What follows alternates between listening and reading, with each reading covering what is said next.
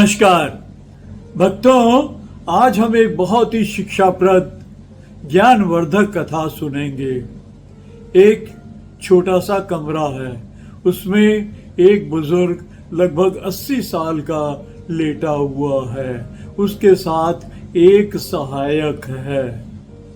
बुजुर्ग बहुत ही परेशान है, बहुत चिंतित है और अफसोस मना रहा है कि उसके जीवन का कोई मकसद ही नहीं है और बार बार ये सोच रहा है कि उसने जीवन में क्या खोया, क्या पाया, इस जीवन में आने का मकसद ही क्या था, और कामना करने लगा कि ईश्वर मुझे मौत की गोद में सुला दो। हमेशा दुखी और चिंतित रहता था। एक रात उसे रात भर नींद नहीं आई। सवेरे 5 बजे बिस्तर से उठा और सहायक से बोला कि आज मैं एक ब्रह्म ज्ञानी गुरु के पास जाऊंगा, उनसे अपनी समस्या, अपनी चिंता बताऊंगा। हो सकता है कि वो मेरी समस्या का हल बताएं और मेरे मन को शांति मिले। सहायक के साथ वो ब्रह्म ज्ञानी गुरु के पास पहुंच जाता है। ब्रह्म ज्ञानी गुरु साधना में लीन होने वाले थे। वो देखते ही बोलते हैं, अरे भाई जी, आप सवेरे कैसे आए? बुजुर्ग ने कहा, अरे आप मुझे जानते हैं कि मेरा को लोग प्यार से भाई जी बोलते हैं। ब्रह्म ज्ञानी गुरु ने कहा, इतने बड़े इंसान को कौन नहीं जानता इस शहर में, सब जानते हैं आपको। तो भाई जी बोलते हैं कि संत महात्मा, आप बहुत ज्ञानी हैं, मैं बहुत दुखी हूँ, बहुत चिंतित हूँ, बहुत परेशान हूँ, मन में बिल्कुल शांति नहीं है। मैं शांति की खोज में आपके पास आया हूँ। मेरे क्या सवाल हैं वो मैं मुझे आपको बताऊंगा। मैं हमेशा ये चिंता में रहता हूँ कि मैंने जीवन में क्या खोया, क्या पाया, क्या जीवन यही था जो मैंने बिताया? अब मुझे शांति क्यों नहीं है? अब तो मैं सिर्फ ये चाहता हूँ कि मौत मुझे आ जाए, वो भी नहीं आती है। ब्रह्म ज्ञानी गुरु कहते हैं कि चिंता का कारण क्या है तुम्हारा? वो कहता है, मेरी चिंता का कारण यही है कि मेरा जीवन एक कमरे से शुरू हुआ, एक साइकिल से शुरू हुआ और एक ही कमरे में और एक ही साइकिल पे खत्म हो रहा है। गुरुजी ने कहा कि विस्तार से अपनी कथा बताओ। तो वो अपनी कथा सुनाता है कि मेरी उम्र 6 साल की थी। मेरी छोटी बहन मेरे साथ थी, उसकी उम्र 5 साल की थी। हम दोनों एक सेठ जी के घर में रहते थे क्योंकि मेरे माता पिता दोनों एक्सीडेंट में मृत्यु लोक को चले गए थे और हम अनाथ सेठ जी के घर में रहने लगे। सेठ जी हमारा ख्याल रखते थे।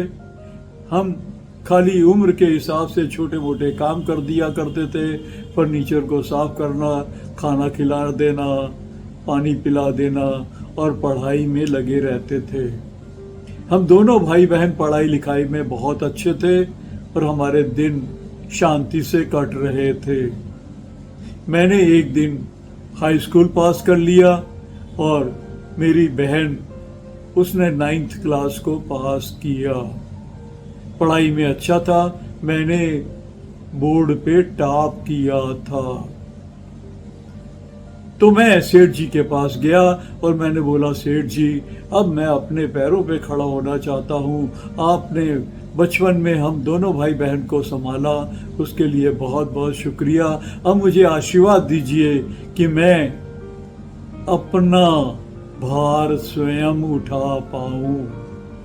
सेठ जी से आशीर्वाद लेके हम उनके घर से निकल पड़े और जहाँ पे हमारी पढ़ाई चल रही थी उसके पास एक छोटा सा कमरा किराए में ले लिया।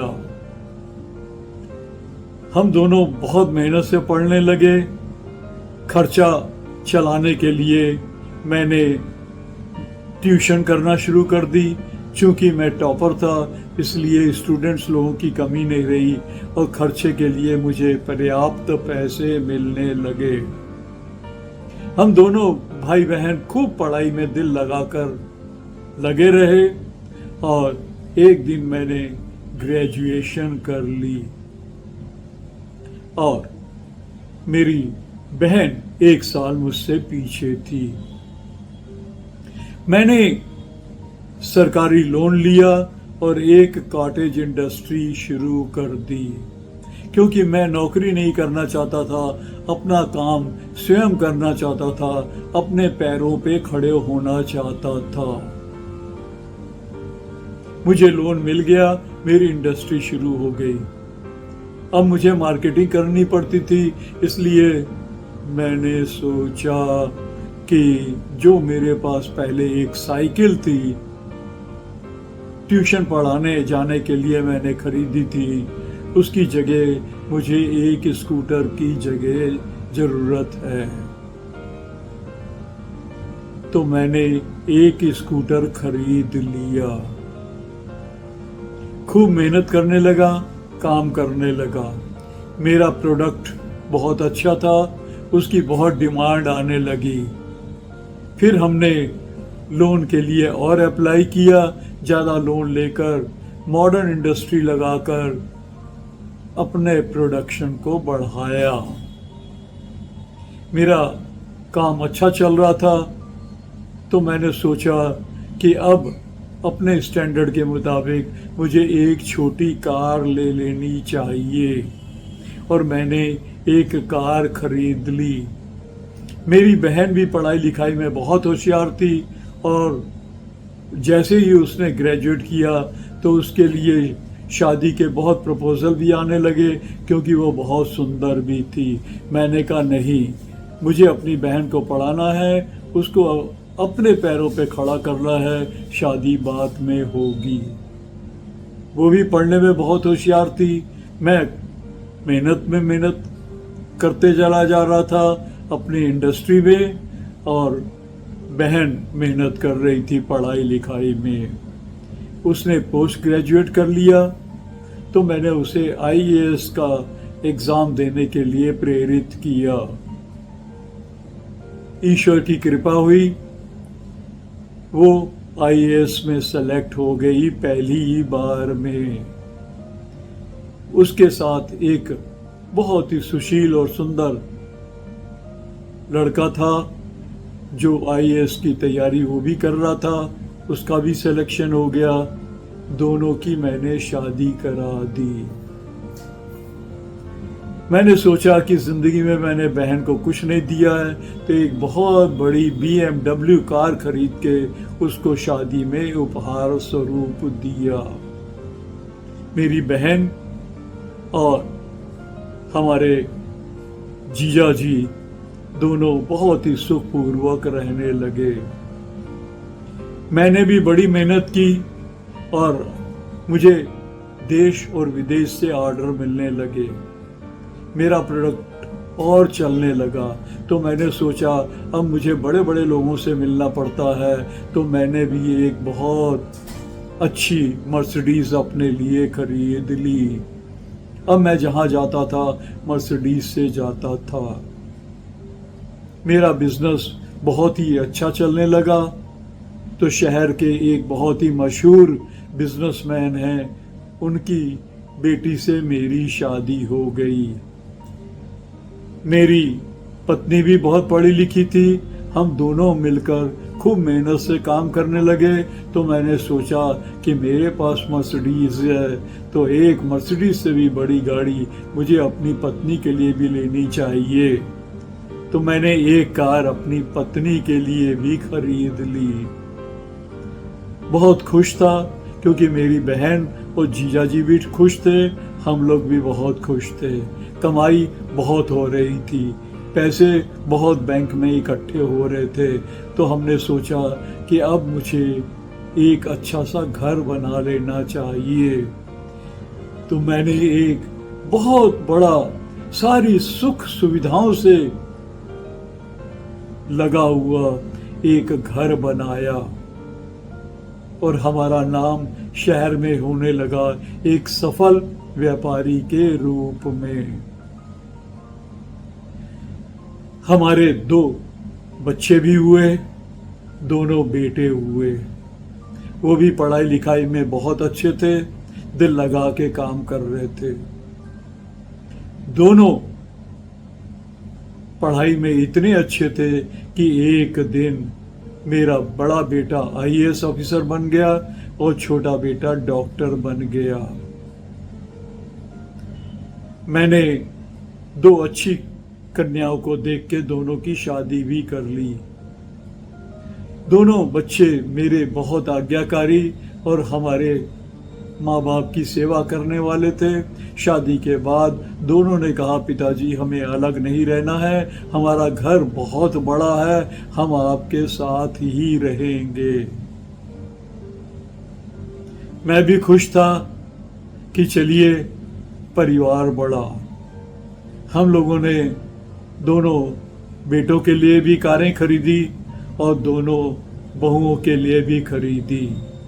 अब हमारे घर में 6 बड़ी बड़ी कारें आ गई थी। वक्त बीतता चला गया, दोनों बेटों का एक एक बेटा भी हुआ और मैं बड़ा खुश था। पोतों के साथ खेलना मुझे बहुत अच्छा लगता था। एक दिन जो डॉक्टर बेटा छोटा था वो मेरे पास आया और बोला, पिताजी मुझे एक बहुत बड़े हॉस्पिटल जो दूसरे देश में है वहाँ से एक ऑफर आई है, बहुत सुख सुविधाओं के साथ मुझे नौकरी मिल रही है, तो मैं इजाज़त चाहता हूँ विदेश में जाने के लिए।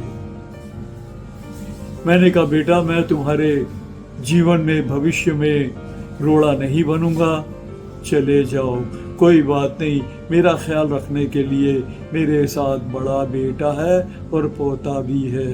वो पत्नी के साथ विदेश चला गया। दिन कट रहे थे अच्छे। एक दिन अचानक मेरा बड़ा बेटा भी आता है और बोलता है, पिताजी मुझे भी और मेरी पत्नी को विदेश में दोनों को एक ही जगह बहुत बड़ी नौकरी मिल गई है और हम विदेश जाना चाहते हैं। बहुत दिल को झटका भी लगा कि मैं अकेला हो जाऊंगा, लेकिन बच्चों की तरक्की के आगे मैंने रोड़ा लगाना ठीक नहीं समझा, उन्हें इजाजत दे दी।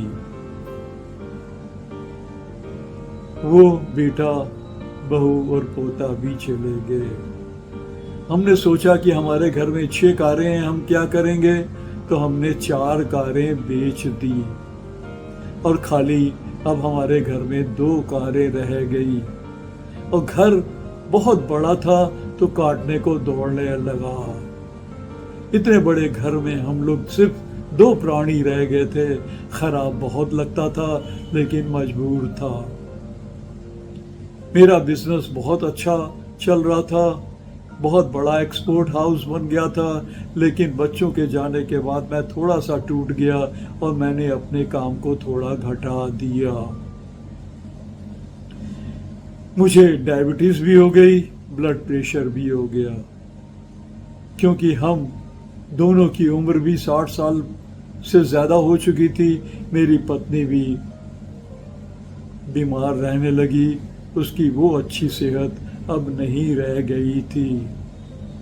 इसलिए हम लोगों ने एक्सपोर्ट हाउस को और छोटा कर दिया और उस छोटे से व्यापार को दोनों मिलकर संभालते हुए खुश रहने लगे, लेकिन अकेलापन काटता था। एक दिन तो मेरे ऊपर बहुत बड़ी विपत्ति आई और मेरी पत्नी भी मुझे छोड़कर चली गई। अब पूरे घर में मैं अकेला रह गया। तो मैंने सोचा 2 कारें क्या करूँगा, एक कार और बेच दी। अब मेरा दिल बिल्कुल काम में नहीं लगता था, काम में कम जाता था, डॉक्टर के पास ज़्यादा जाता था। डॉक्टर कहता था कि भाई तुम्हारा ब्लड प्रेशर भी बहुत है और डायबिटीज़ भी बहुत है, इसलिए खाने में कंजूसी करो।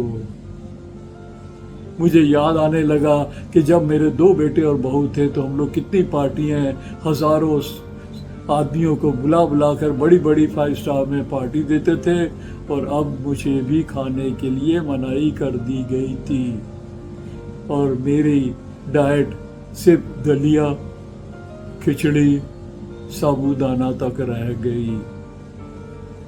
बहुत परेशान होने लगा। तो एक दिन मैंने अपनी फैक्ट्री भी बेच दी। मेरे पास पैसे बहुत थे और मेरी सेवा करने के लिए बहुत लोग थे, लेकिन चूंकि मैं खाता ही बहुत ही साधारण भोजन, तो मैंने सोचा कि इतने आदमियों की क्या ज़रूरत है। एक दिन मुझे ये ख्याल आया कि इतने बड़े घर को मैं संभाल नहीं सकता, तो मैंने उस घर को भी बेच दिया और सारे वर्कर्स को हटा दिया। एक अपना पुराना मेरा सहायक था, उसको लेकर मैं साथ रहने लगा एक छोटे से कमरे में। धीरे धीरे मेरी तबीयत और ख़राब होने लगी और अकेलापन मुझे काटने लगा और मैं बहुत दुखी होने लगा। और जिस दिन मैंने छोटा कमरा लिया, उस दिन मैंने बड़ी कार भी बेच दी। एक्सरसाइज करने के लिए एक साइकिल खरीद ली। अब साइकिल में ही हम लोग अपनी रोजमर्रा की चीज़ें खरीदने बाजार चले जाया करते थे। बड़ी मुश्किल से हमने यही सोचा कि चलिए साइकिल से थोड़ी एक्सरसाइज तो हो जाएगी। एक दिन मैं बैठे बैठे सोचने लगा कि ये मेरा जीवन क्या है, इस जीवन में मैंने क्या खोया, क्या पाया, क्या यही जीवन था। एक कमरे से जीवन को स्टार्ट किया, साइकिल खरीदी, आज भी एक कमरा और साइकिल में हूँ। उस समय मेरे सामने करने के लिए बहुत कुछ था, आज मुझे करने के लिए कोई काम नहीं है। खाली बैठा हूँ, भगवान का स्मरण भी करता हूँ तो मन इधर उधर भटक जाता है। बहुत चिंतित हूँ, बहुत परेशान हूँ। संत जी ने उसकी कथा बहुत ध्यानपूर्वक सुनी और मुस्कुराने लगे। भाई जी ने कहा, मैं इतना दुखी हूँ और आप मुस्कुरा रहे हैं, मुझे बताइए कि मुझे चैन शांति कैसे मिले।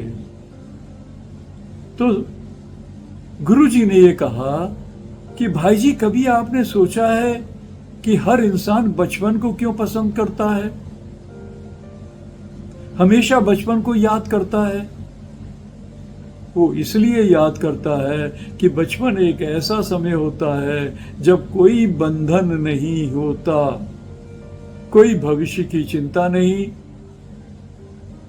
कोई भूतकाल की परेशानियां नहीं, वर्तमान में जीता है, जो मन में आता है कर लेता है, पढ़ भी लेता है, लिख भी लेता है, खेल भी लेता है, रो भी लेता है, और जब खेलने लगता है तो दिन दिन भर खेलता ही रहता है। कोई चिंता नहीं, कोई आसक्ति नहीं, कोई बंधन नहीं।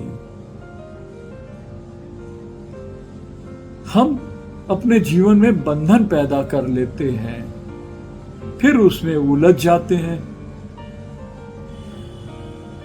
भाई जी ने कहा कि ये बंधन से मुक्त कैसे हो जाएं। घर में अकेले बैठते हैं तो पत्नी की, बच्चों की, पोतों की याद तो आती है। जब से वो विदेश गए तब से उनका मुंह भी नहीं देखा है, उनकी याद तो आती है। फिर संत जी ने कहा कि सच में ये सारे संबंध अस्थाई होते हैं, वो स्थायी नहीं है। हर इंसान अपने अपने कर्म काटने के लिए आता है, कर्म काट के चला जाता है। हमें भी पहले दिन से जानना चाहिए कि ये सब संबंध स्थायी नहीं है, अस्थायी हैं। एक दिन सब चले जाएंगे। जीवन में हम कभी कुछ खोते नहीं, हम जीवन में कभी कुछ पाते नहीं। सब पैदा होने के बाद यहीं पे आता है, यही मिलता है, यही भोगते हैं और यही छोड़ देते हैं। उनके साथ जब हम आसक्ति आ जाती है तो बंधन पैदा करते हैं। तो भाई जी ने पूछा कि इस बंधन से मुक्त होने का क्या तरीका है। तो फिर संत जी ने कहा कि ये बताओ कि तुम्हारा जो जन्म जिस परिवार में हुआ वो तुम्हारे चुनाव से हुआ, माता पिता तुम्हारे चुनाव से मिले, जो ये जीवन मिला वो उसका आपने चुनाव किया था। हम सिर्फ दृष्टा हैं, हर कर्म को होते हुए देखते हैं। हम कुछ भी करने वाले नहीं हैं। ये शरीर भी हमारा नहीं है, ये शरीर भी किसी के द्वारा दिया गया है। निराकार ही है जिसने हमें शरीर दिया, मन में विचार पैदा किए, बुद्धि ने आदेश दिया, शरीर ने काम किया और कर्म हो गया। हम सिर्फ दृष्टा बनकर देखते रहते हैं। अकर्ता बनकर जब काम करेंगे, निष्काम भाव से काम करेंगे, आसक्ति नहीं रखेंगे, ये जान लेंगे कि मैं तो कुछ करने वाला ही नहीं हूं, तो कोई दुख और सुख नहीं लगेगा। तब कोई बंधन में भी नहीं आएंगे। अपने कर्म की सुजागी रखेंगे, कर्म काटेंगे। तो भाई जी ने कहा कि ईश्वर का नाम तो मैं लेना चाहता हूं, मैं ईश्वर पे विश्वास भी करता हूं, लेकिन जब भी ईश्वर का नाम लेने लगता हूं, उसके साथ संबंध बनाता हूं, तो मन फिर बहक जाता है। मन को कैसे कंट्रोल करूं? संत जी ने कहा कि आप आंखें बंद कर चुपचाप भगवान का नाम लें और किसी भी विचार को अपने अंदर आने से मना कर दें। भाई जी ने कहा अगर विचार आए तो क्या करूं, उसका भी तरीका बताइए। तो संत जी ने कहा बहुत सरल तरीका है। अगर मन इधर उधर चलने लगे तो एक काम करो, आंखें बंद करो और सुनने लगो कि तुम्हें तुम्हारी सांस चल रही है। जैसे ही एक सांस लो, ईश्वर का शुक्रिया करो कि ईश्वर तूने एक और मुझे सांस दी। और जैसे ही सांस को छोड़ो तो फिर ईश्वर का शुक्रिया करो कि सफलतापूर्वक गंदी हवा निकल गई। बस मन बहके तो सांसों को गिनना शुरू कर दो, कितनी सांस आई, कितनी गई। जब तेरा मन सांसों को गिनने में और छोड़ने में लग जाएगा तो तेरा ध्यान इधर उधर नहीं जाएगा। तभी संत जी से मिलने के लिए एक बहुत बड़ा बिल्डर आया और उसने संत जी को बताया कि आपके आदेशानुसार इतना सुंदर बड़ा स्कूल बना दिया गया है, बिल्डिंग तैयार है, बहुत बड़ी है, लेकिन भक्तों के दान के द्वारा, दक्षिणा के द्वारा दिया हुआ जो पैसा था सब खत्म हो गया है। स्कूल तब तक नहीं शुरू हो सकता जब इसमें फर्नीचर नहीं रखा जाएगा। पुस्तकालय भी बनाना होगा और रिसर्च सेंटर के लिए भी प्रयोगशाला बनानी पड़ेगी। उसके लिए पैसे नहीं हैं। आपने स्कूल तो बना दिया, अब फर्नीचर भी लाने का इंतजाम करिए। संत जी ने हंसते हुए कहा कि मैंने स्कूल नहीं बनाया, प्रभु कृपा से स्कूल बना है, बाकी सब काम भी प्रभु ही कराएगा, मैं तो सिर्फ एक साधन मात्र हूँ। ये सुनकर भाई जी उठे। उन्होंने बिल्डर के पैर पकड़ लिए और बोले कि आज आपने मुझे एक बहुत शिक्षा दी और एक कष्ट से बचा लिया। उसी वक्त उसने अपने सारा बैंक बैलेंस जो करोड़ों रुपए का था वो संत जी के हवाले कर दिया। घर चला गया। उसने पूरा दिन ईश्वर का शुक्रिया करते हुए बिताया कि ईश्वर तूने एक दिन और मुझे बिताने का मौका दिया है। जैसे ये दिन तू दिखला रहा है वैसे ही इस दिन को काटेगा, कटवाएगा। रात को सोते समय ईश्वर का फिर शुक्रिया किया कि शुक्रिया कि मेरा एक दिन और कर्म कटा। अपनी सांसों को गिनते हुए सो गया। आज उसे बड़ी प्यारी मीठी नींद आई थी। सवेरे जब उठा तो उसने गुरु जी के आदेशानुसार कहा, ईश्वर तेरा लाख लाख शुक्र है कि तूने एक और सुबह दिखलाई, और जिस तरीके से तूने ये सुबह दी है तो ये सुबह भी उसी तरीके से बिताने का सामर्थ्य भी दोगे। हंसते हुए मुस्कुराते हुए आंखें बंद कर लेट गया। लेकिन उसके बाद उसकी आंखें खुली ही नहीं। मुस्कुराते हुए ईश्वर के पास चला गया।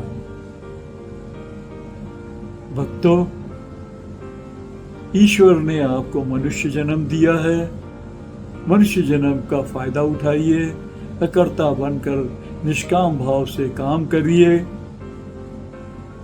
मैं करने वाला नहीं, कराने वाला कोई और है। ईश्वर ने इतना सुंदर जगत बनाया, आप भी इस जगत के हिस्सेदार हैं। जगत में आइए, मौज लीजिए, लेकिन आसक्ति नहीं और जीवन काटकर प्रभु के पास चले जाएं। शुक्रिया।